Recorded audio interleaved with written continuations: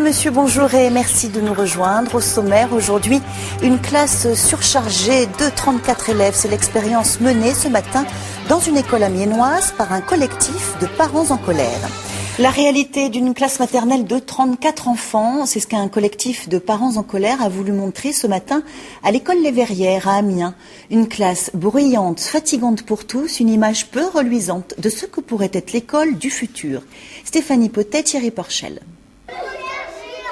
Ce matin, l'histoire de Totoche, la petite souris, devient vite inaudible. C'est l'école du futur, une expérience menée par des parents d'élèves. Ils ont créé volontairement une situation de sureffectif. 34 élèves au total, de 2 classes de niveaux différents. Je n'arrivais pas à capter l'attention des enfants qui étaient très loin, parce qu'ils ne pouvaient pas voir de toute façon les tout petits personnages, les tout petits détails qui en général les intéressent beaucoup quand on raconte une histoire.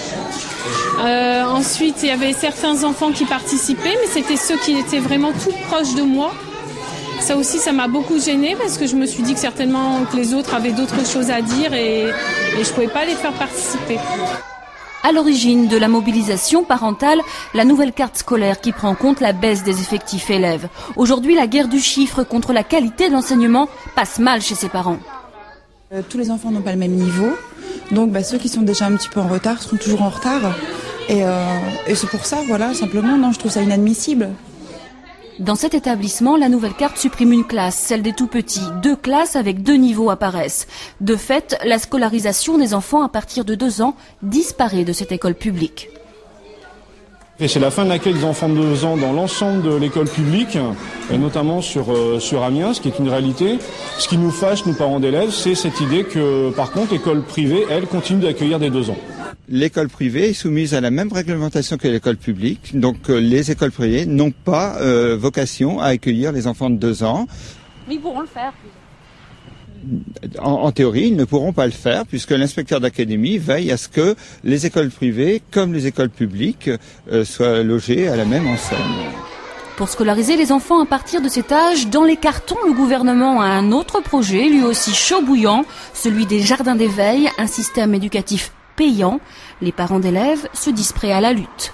Les parents d'élèves restent mobilisés contre la prochaine carte scolaire dans la Somme. Ils ont réuni 34 enfants dans une même classe maternelle à l'école Les Verrières d'Amiens, histoire de démontrer qu'on ne pouvait pas enseigner dans ces conditions.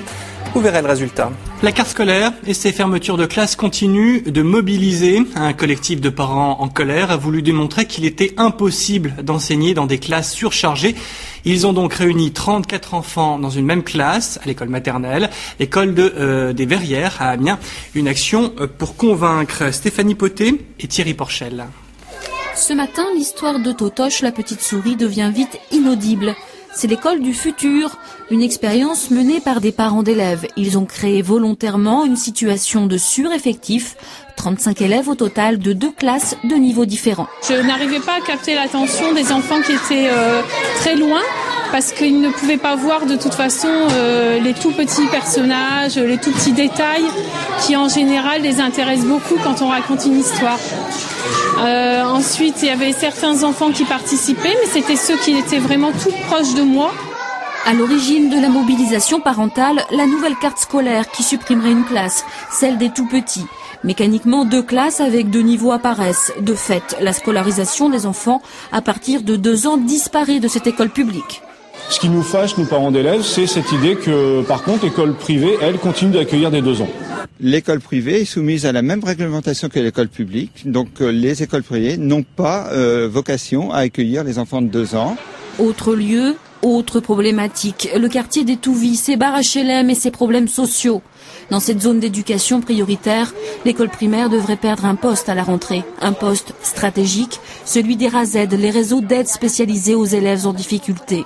Depuis lundi, ces mères de famille occupent chaque nuit l'établissement.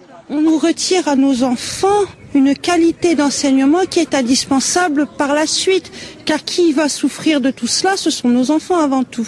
Et que ce soit le centre-ville ou que ce soit dans nos quartiers, ils ont tous le droit un jour d'aller à la fac. Logique du chiffre contre qualité de l'enseignement. Dans la Somme, les négociations ont permis de passer de 64 suppressions de classes à 47.